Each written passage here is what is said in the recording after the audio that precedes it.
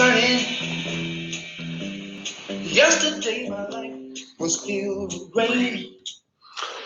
Hello and welcome to the first MangoPay webinar. I'm Vladimir Darcourt.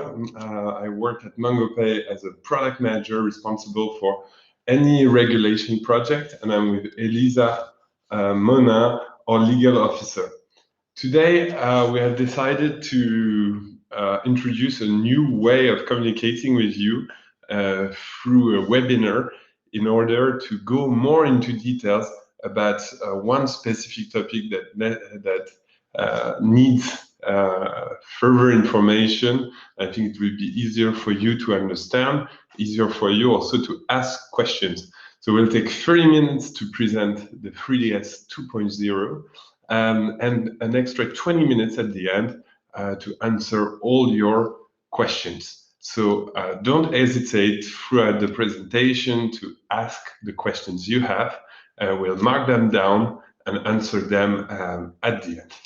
I will now start by giving the speech to Elisa Mona, who will present you a bit the regulatory context of this new version of the 3DS.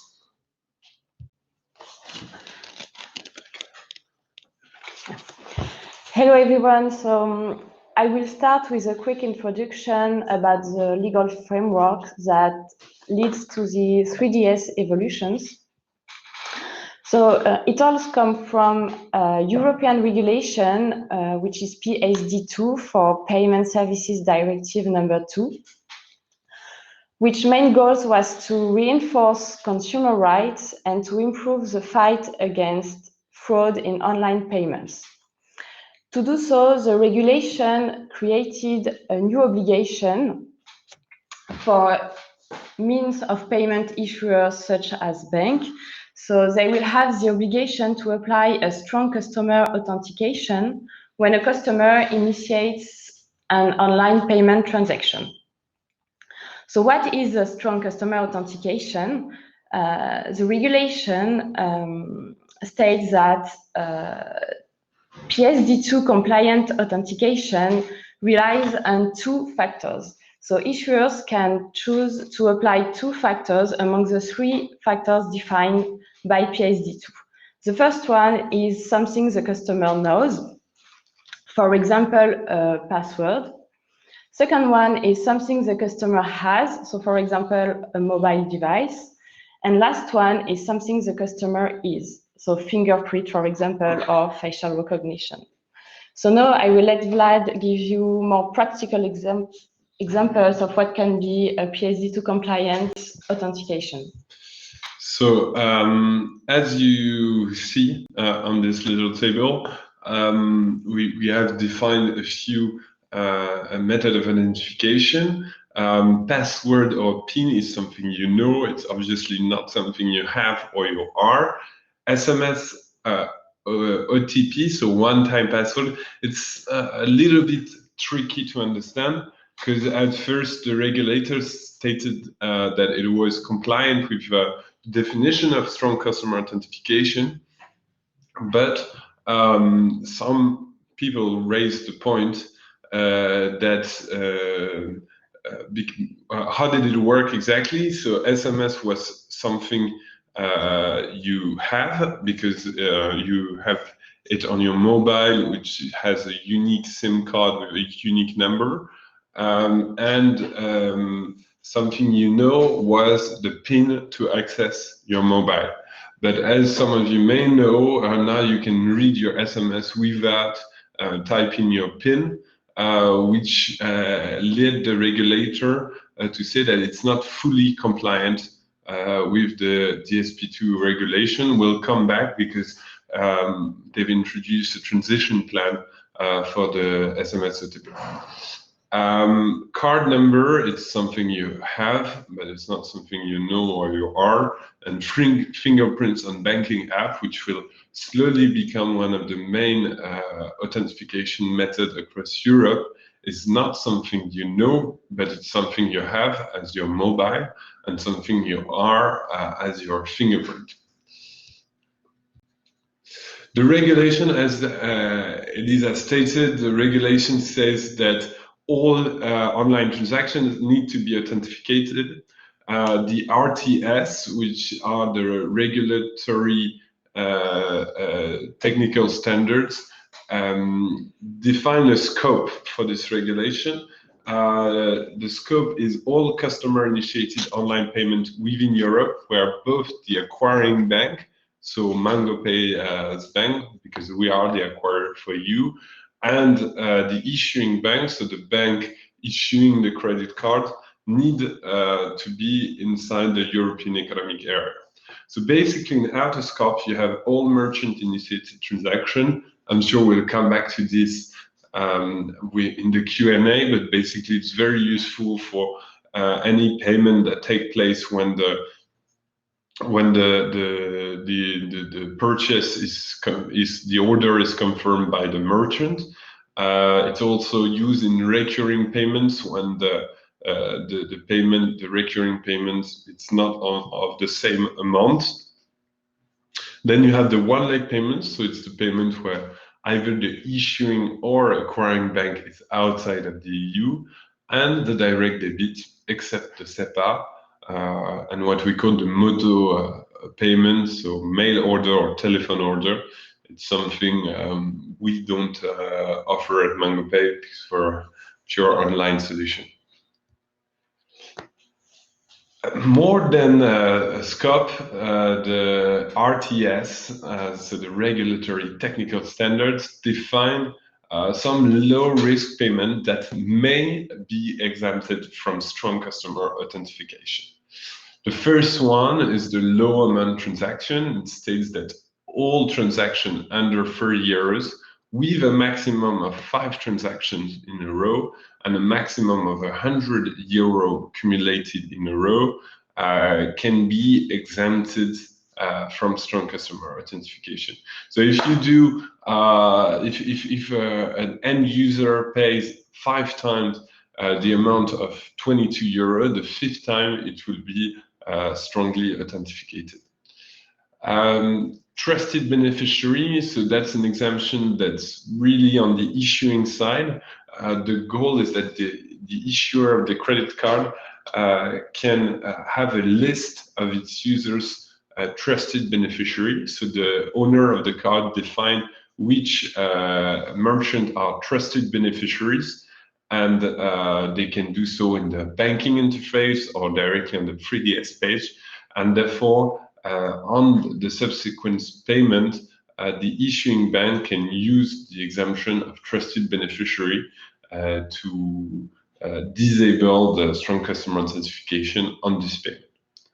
Fixed amount subscription, so it's an exemption that can be used also with the out of scope merchant initiated transaction exemption. The goal is that all regular payment of the same amount can be exempted from strong customer authentication. The first one needs to be done with the strong customer authentication, but all subsequent payments, if they are linked to the initial transaction, can be exempted from the strong customer authentication. Low risk transactions, so this one is quite of an interesting one, especially for MangoPay. We'll come back to this in the next slide, because I want to do a special focus on that. But it's basically a risk score that you can pass to the issuing bank as an acquirer to show that this transaction is not risky. It's mainly based on the fraud rate of the acquiring bank. And to end all anonymous transactions, so anonymous card is prepaid card or corporate card, so with no visibility from the issuing bank to whom the card holder is. So MangoPay and transaction risk analysis. The transaction risk analysis is used to show that the transaction is of low risk and to get the low risk exemption. It's mainly based on the PSP fraud rate. So MangoPay has went to see always PSP and acquirers to understand which fraud rate we have. On most of the banks, we are eligible to up to the 250 euros exemption because our PSP fraud rate is under 0.06%. So that's a very good and strong news for you. It means that potentially you may use on every transaction this exemption. Every transaction under 250 euros, you might be exempted. To make sure you are eligible, it's important that you keep this low fraud rate, because even if we have a good fraud rate, you may be flagged by the issuing bank as a risky merchant. And moreover, you will need to provide us more info on the payment. We'll see on the later slide, to provide further detail on the transaction to make sure this transaction is not risky. So to resume, the transaction risk analysis is mainly based on the PSP fraud rate, but other parameters may be used to calculate the risk score. So what are the basic principles of exemption? First and foremost, it's not automatic. The exemption needs to be asked, required, and justified by either the issuer, so the cardholder issuing bank, or the acquirer. It's not compulsory. Banks are not required to support exemptions. And what we'll see is that slowly the banks will start using these exemptions, but at the beginning they will not use them. One exemption can be used as a maximum, so it's not a shopping and you can't put all the exemption and see what happens. We need to decide, MangoPay needs to decide one exemption and to defend only one exemption. And the final decision, point number 4, the final decision is on the issuer side. The issuer can accept or refuse an exemption. It can also apply its own exemption. So that was a bit the context of the regulation. Given this context, what happened is the card payment industry has decided to upgrade its 3DS protocol in order to release a new version that will completely respond to the DSP2 challenges. So 3DS 1 was created by EMVCO, which is a consortium managing the card industry standard, funded by Visa and MasterCard. The main goal was to reduce the fraud rate by redirecting the customer to its issuing bank to authenticate himself. The method of authentication that was used mainly is the SMS OTP, so one-time password through the SMS. There is also some banks using standard password decided by the user. On this base, MangoPay has decided to release a new version called the 3DS 2.0 to take into account the exemptions and improve the user experience. How do they take into account the exemption? They have created a concept that is called the frictionless experience. You can hear frictionless experience, payments, authentication. It's used in many ways depending on the card scheme or the bank. The concept is the same. It's the idea that the payment goes through the 3DS server, but if the exemption is accepted, no strong customer authentication is done. So it's completely transparent for the end user, but the result is that he gets a payment without having to be redirected to a strong customer authentication page. Sorry. How does the frictionless experience work? So on the payment page, you collect the data from your user to send it to MangoPay. You can either, as a merchant, as a platform, request for frictionless experience or request SCA or request SCA. If you request frictionless experience, MangoPay will select the best exemption to make sure you get this experience and that the issuing bank accepts the frictionless experience. So we have an engine that's capable, depending on the bank's country, the bank's the type of transaction, the acquiring bank that MangoPay will use will decide to use one exemption or another. If the issuing bank accepts, you get a frictionless experience, so your user will be directly redirected to the order confirmation page. If the issuing bank refuses, you'll have a strong customer authentication for your user. So it doesn't change. We had a few questions. Will I be able to force the strong customer authentication? You'll still be able to do so. But we invite you, if you want to have a good conversion rate, to keep requesting a frictionless experience.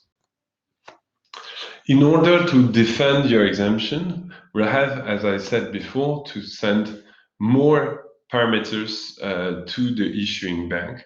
This is why we will open this quarter more parameter in the card paying and card pre-authorization endpoints of our API.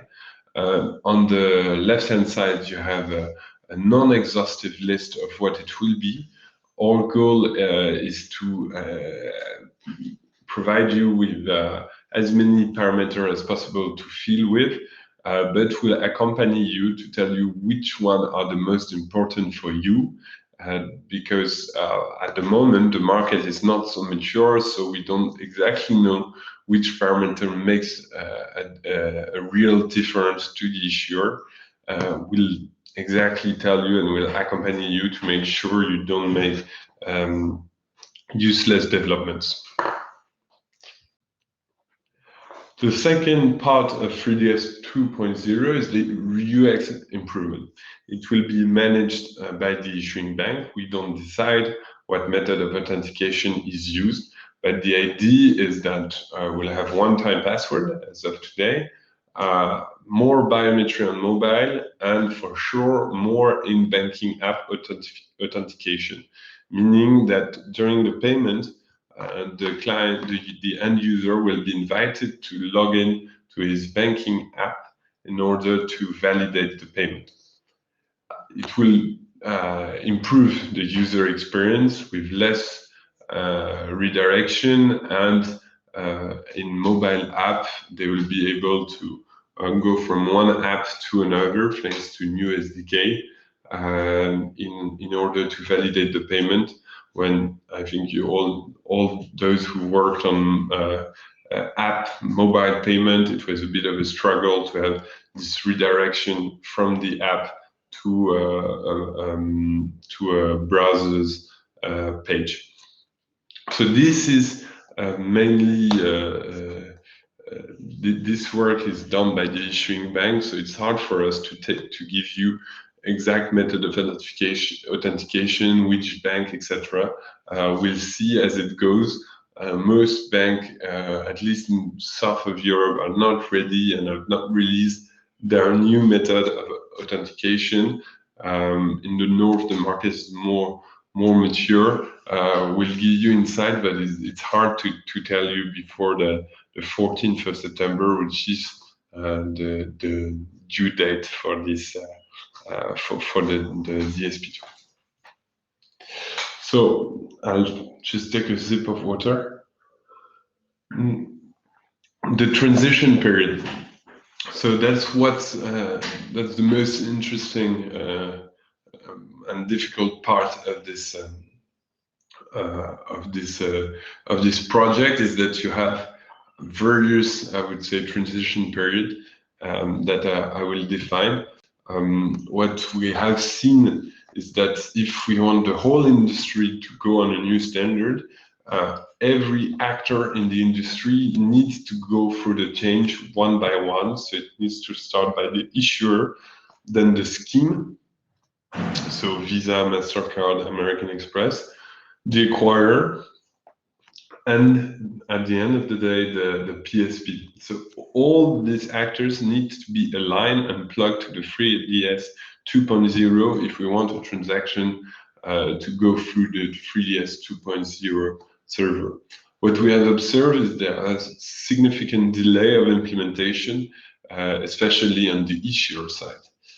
Following that, the European Banking Authority has released an opinion on the 21st of June 2019, so about 3 weeks ago, in order to give back the responsibility of the national competent authorities to provide transition plans to the market.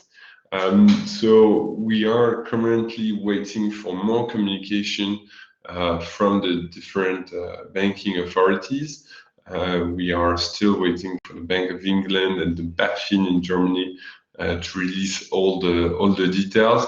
But basically, what we can feel in the market is that the transition period will start from the 14th of September. We'll see a real acceleration in order to be compliant to the DSP2, but that we won't see, it's not a cut, a sharp line, it's more a transition that will accelerate from this date. Why it's not? Why will it not be a complete transition and a sharp transition? Firstly and foremost, because the 3DS 1.0 is compliant.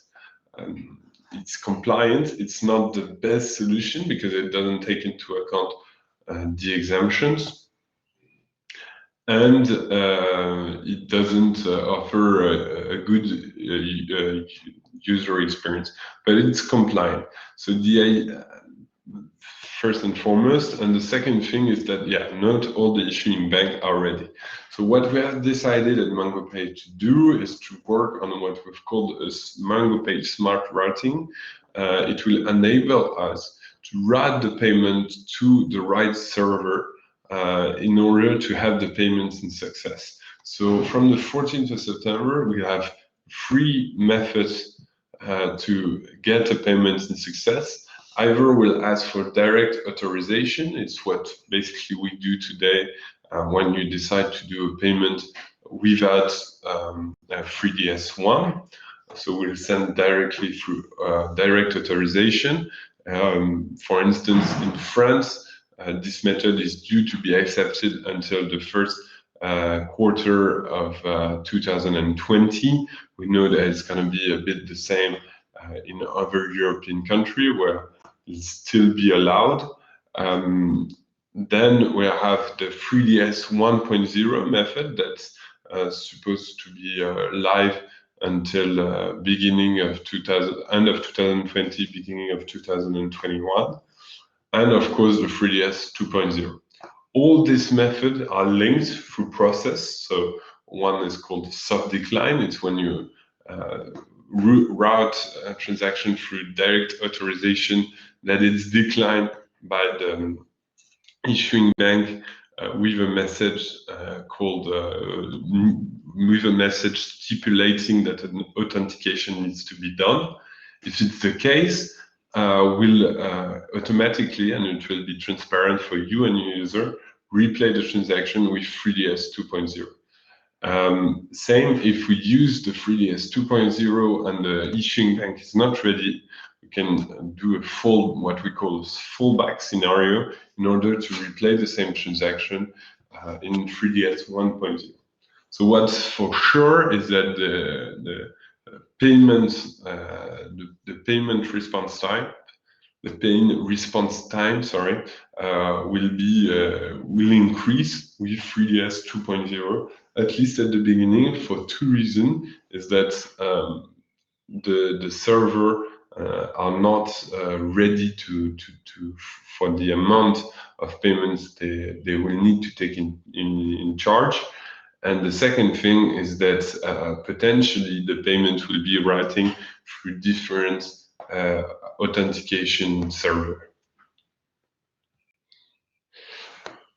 What's important also to know, why am I saying that it's a long transition period? It's because we have 3DS 2.1 coming now, but then we have 3DS 2.2. The specification has just been released by Visa and MasterCard, and it brings additional device compatibility, better management of the exemption, especially of the trusted beneficiary exemption that will really come out with 3DS 2.2. It will also bring improvements to the risk analysis that will be at the beginning only based on a few parameters.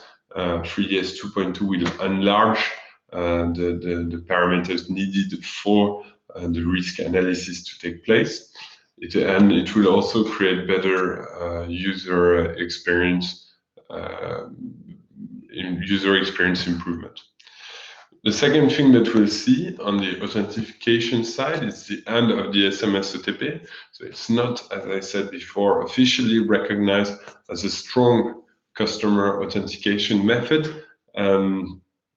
So we expect that it will disappear by the end of 2021. It's a change that will happen on the issuing side. So what's the roadmap for MangoPay? For MangoPay, at the moment, we are working on aligning ourselves with all the payment sector, on understanding the different routes and plugging ourselves with the different routes in order to be ready for the 14th of September. In Q3, so in September, we'll release parameters that will help us to better manage exemption and to defend our exemption more firmly and strongly for you. And on the 14th of September, then we'll start really monitoring to understand what's happening with the different banks, the different countries, what are the routes that are used, what are the good protocol, because there is still a lot to be known and different implementation depending on the country, on the card scheme, and the banks. Each bank has its own discourse, as we see, and so we'll do our best to implement the smart routing to make sure all your payments are in success. And then to finish with Q1 2020, we'll integrate the 3DS 2.2 features. I guess there will be a 3DS 2.3 and 2.4, so we'll keep you updated. What's important is that you bear in mind that you will have in the coming year, maybe more, work to be done on card paying in order to have the best authentication experience for your end user. What you need to do. So on your side, we have listed 4 points where we see work to be done for our clients. The first is to adapt the card paying to benefit from the exemption. So as I mentioned before, it's all these new parameters that you have to send us for any card payment or prioritization for a card. It's important that you do so in order to help us defend and get the exemption for you. The second point, it doesn't concern all of you. Actually, a few of you will have to adapt your checkout page for 3DS 2.x. Basically, those who use the web direct paying and that use custom templates will contact you, because we have the list. You'll have to modify the template you are using, will propose you new templates. So don't worry, we'll take you by the hand through this change. Number 3 is the updates of the terms and conditions. As you know, a year ago, in the GDPR, so the General Data Protection Regulation, came into force, and it stipulates that all the data we collect and use need to be registered and need to be put inside the terms and conditions for the end user to have a complete understanding of what we do with this data. As we'll collect more data, we have to update these new terms and conditions. So it's really something I invite you to do if you want to be compliant with the GDPR. And the last point that doesn't change from what you've already been doing is to keep a robust anti-fraud strategy. We have seen a new parameter now in the card paying industry called the merchant score. Basically, all merchants will start to be scored by the schemes in order to give them more exemption or less exemption depending on the score. So it's very important. We do our best at MangoPay, and we've managed quite well to get a very low anti-fraud rate in order for you all to get the more exemptions. So it's very important that you keep doing this work, so you'll be sure to get the exemptions. So that's it for me. A bit more than 30 minutes, 32 minutes exactly, to present you the 3DS 2.0. I'm seeing some questions that have been asked throughout this presentation. So we'll take 20 minutes to answer them. Still here with Elisa. Alors, one sec. The two-factor authentication is necessary for every digital payment, even for about 10 or 20 euros. So as I said in the presentation, maybe I'll reopen the slides. As I told you, we have an exemption for every payment under 30 euros. But there's 2 conditions to this exemption. It's a maximum of 5 transactions in a row without strong customer authentication, and it's a maximum of 100 euros cumulated without strong customer authentication.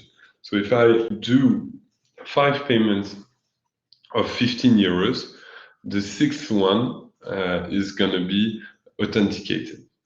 And if I do 4 payments of 28 euros, or 22 euros, the 5th one is going to need strong customer authentication.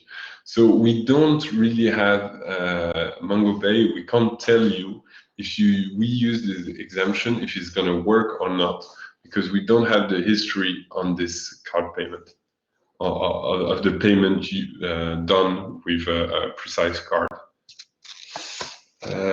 Maybe we'll take the next question. Robust anti-fraud strategy. How should a merchant set up this strategy since MangoPay has only 2 rules?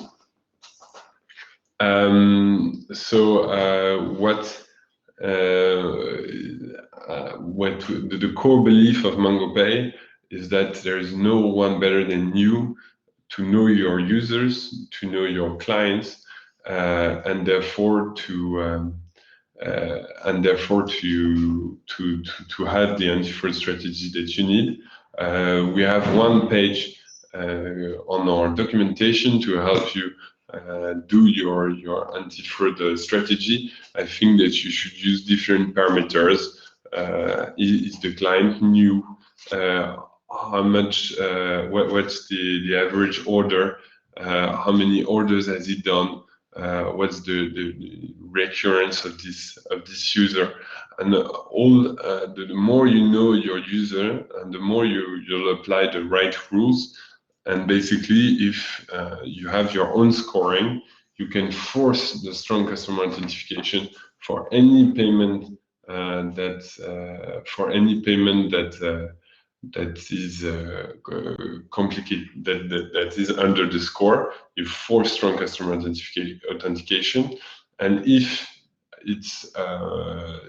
you don't see any suspicious behavior, we believe that you can ask for the exemption and you'll be safe. How do you define in a row in max 5 transactions in a row? It's a question from Leonardo. I think, is there a time frame or repeated amounts? No, there is no time frame or repeated amount. I think I already stated the particularity of this exemption, so I won't go back to that. When do we need to change our direct paying template? That's a question from Domingo. So there is no need to change your template if you use a MangoPay template. If you use a custom template, if you customize the MangoPay template, we'll need to see with you what change can be done. Don't worry, we'll contact you far in advance. We'll also propose you new refresh templates, so you'll be sure to have a nice design on your payment page. So API will not be available till the 14th of September. I think that's a question from Mirko Poda. Basically, most of the job has to be done by MangoPay, because we are the acquirer of your funds. We will connect ourselves to the different actors and the 3DS 2.0 server. But in order to make the most out of exemption, we'll have to ask you for extra parameters. These extra parameters are not essential, but they are good to have. We released them exactly around the 14th of September. Why did we decide? Why are we late? Because basically we do our best to understand which parameters are needed. We're a European company, and every European card scheme, Visa, MasterCard, CB in France, American Express, have different strategy. Our goal is to propose you with a simple and unique API for all these cards payment. So we are still negotiating and trying to understand which parameter are the strongest, and therefore we'll do our best to have the parameters in time for the 14th of September, but mostly to have parameters that are useful and impactful, so you get the exemptions. Is there any specific condition applicable for crowdfunding business models? Not especially. It all depends. Generally, crowdfunding, we're not on recurring payment model. So there are a lot of particularities for recurring payment models, and I will go through them. But for the crowdfunding, I don't see any particularities. There might be parameters that you will use more than marketplaces, or some other less than marketplaces. I think that, for instance, the delivery address will be one of the new parameters. I don't think it will be necessary for a crowdfunding platform when you are not delivering goods. It's not relevant. I think A question from Rob: will exemption be capped at 250 euros? We currently utilize higher exemption, especially for currencies about 1,000 euro. Will this be possible with 2.0? So with 2.0, if you have payments greater than 1,000 euro, there is no exemption you can use, or very few. It really depends on the issuing bank, but the transaction risk analysis for any transaction above 1,000 euro won't be accepted. So it's fine. Your client will have to do strong customer authentication, but at least you're sure that the responsibility of the payment will not be on you, but on the issuing bank.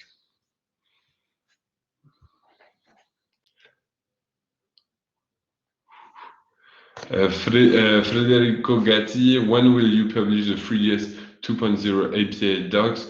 Are you developing new SDKs for this API? I think there's two questions. The first one, I kind of answered it. There is not a new doc, there will be only extra parameters. And for the SDK, we'll work also to have the SDK updated quickly by end of Q3, beginning of Q4. Are we thinking of new SDKs for this API? We're thinking, but we've not decided yet which language we'll release. What about recurring payment? If your API is not ready, we have to expect a lot of failed transactions. So for recurring payments, for any recurring payments, you will continue using MangoPay API. We are ready for any recurring payment. What happens is that we'll have when you register your card, will now MangoPay get a token from Visa, MasterCard, or depending on the scheme. And this token will enable us to link the initial transaction to all the subsequent transactions. So any card registered prior to the 14th of September, we've already asked for a token that will plug to all the card registered before the 14th of September. So they keep using the merchant initiated transaction for a transaction that are initiated by you on a recurring model. You can also use the subscription exemption if you're on recurring payments of the same amount. And recurring, you'll be also with 3DS 2.0, you'll be able to use the trusted beneficiary, trusted merchant exemption. So you have three exemptions that you can use as a recurring business model for any card registered after the 14th of September. We'll also ask you to mark them as a card used for recurring payments. We'll provide you with a token of the first transaction after the first transaction in order for you to link the first transaction to all the subsequent payments. The first transaction needs to be strongly authenticated in order for the exemption to work.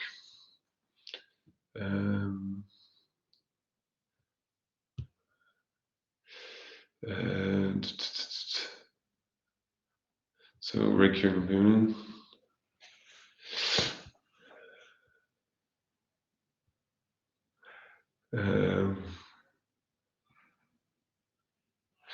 Will this come with a new API version number? No, at least in the coming months, it will be the same API.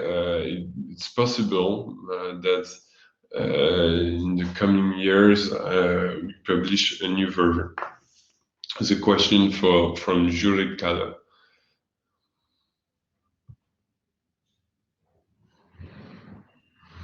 So TRA, since it is based on PSP fraud rate, is Mango taking the liability of frauds? No, we are not taking the liability of fraud. As of before, the fraud rate that is used is one parameter from the TRA, but there are other parameters based on data that we collect from the merchant. And if there is any fraud that's been done using this exemption, you will be liable for the fraud.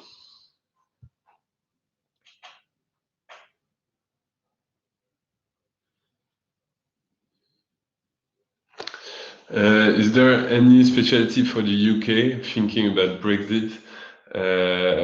It's a bit difficult to say. For the moment, the Bank of England has proved that I've not communicated on this particular issue.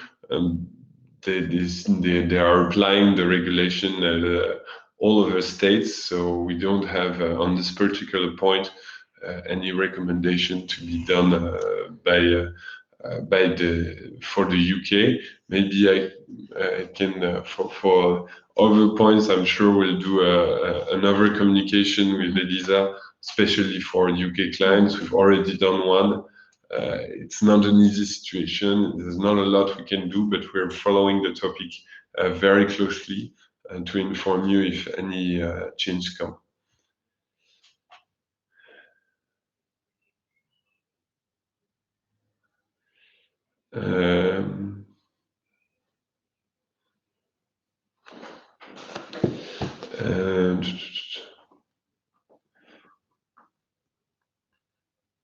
So the question for Stefan, when do you ask for the new parameters? The new parameters won't be compulsory, but will provide this new parameter for you to use if you want to maximize the chance of having an exemption, and will do so, as I said, by the end of Q3.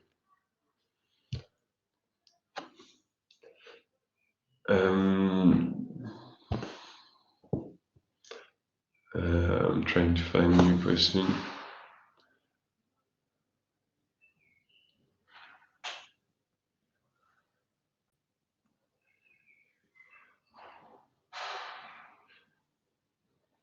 So the compliance of strong customer authentication, there's a question from Paul Petrich. So it's the issuing bank that's responsible of doing the authentication. It's the issuing banks that has all the compliance risk. We don't have any compliance risk. What risk we have is a business risk, that our transaction don't go to the end and are not turned into success. That's what we mainly work on. It's a smart routing engine to be sure that your transaction go into success. In terms of compliance, it's really the issuing bank that takes the risk to the regulator. Alors, Mahesh Shetty asks, we force 3DS for all transactions by default. What special care do we have to take with this new regulation? You're a lucky one. You don't have any developments to be done because you won't ask for any exemption. If you use, as I said, the template page for your payment page, we might have to migrate you to a new version, but you don't have, you will still be able to force 3DS for all transactions, and you don't have extra developments to be done apart from the transaction page, only if you use a MangoPay payment page.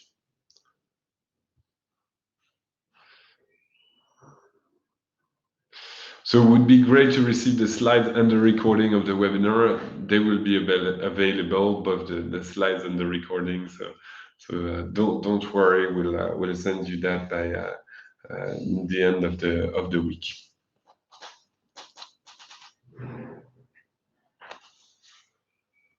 So do we request frictionless experience one time? in general or for all transactions. So at the first version that will release, you will be able to ask for every transaction. Slowly, we'll try to provide you better advice and to see if we can set up rules for you. But at the beginning, that's a question from Stefan. You'll have to, as of today, force the 3DS or require the frictionless on every transaction. So for paying using bank wire transfer, who's responsible for the strong customer authentication? Of course, it's the issuing bank, and it's generally what's done because generally user do the bank transfer directly on their banking app or banking site. So they generally the bank is already doing a strong customer authentication, and they are responsible for the strong customer authentication.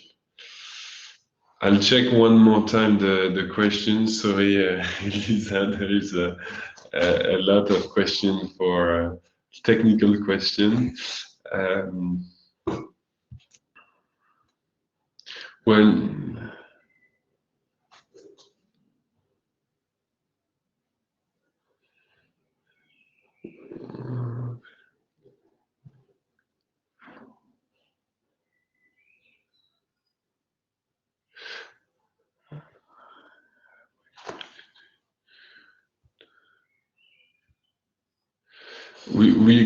Question from Javidan Kuliev. We currently do not use 3DS at all. It's turned off for all our payments. What will happen if we keep 3DS turned off after September 14th? So I'm not sure of your configuration because normally at MangoPay we do require 3DS for all transactions above 50 euros. So it would be interesting if you send an email to our support team in order for us to check that. From the 14th of September, as I said, the transition period is really starting. We have three methods to do a payment, either 3DS 1.0, 3DS 2.0, and direct authorization, which is payment without 3DS, what you are currently using. The method of payment with direct authorization will slowly die by the beginning of Q1, and therefore we ask you to really anticipate that in your strategy, that you'll have 3DS authentication on most of your payment from the 14th of September. So I think I've answered most of the question. Thanks a lot for participating. More than I think 70 or 80 today that have joined us. We might do a second version. You'll be able to rewatch the slides and the presentation to share it with your team. If you have any question, don't hesitate to send an email to support@mangopay.com. We'll see your use case, analyze them, and provide you the best answer in order to tackle this new 3DS 2.0 challenge. I'm sure we'll do another webinar to catch up and to answer all your questions and to see how it's evolving on your side. Thanks a lot for joining us, and have a good day. Thank you. Have a good day.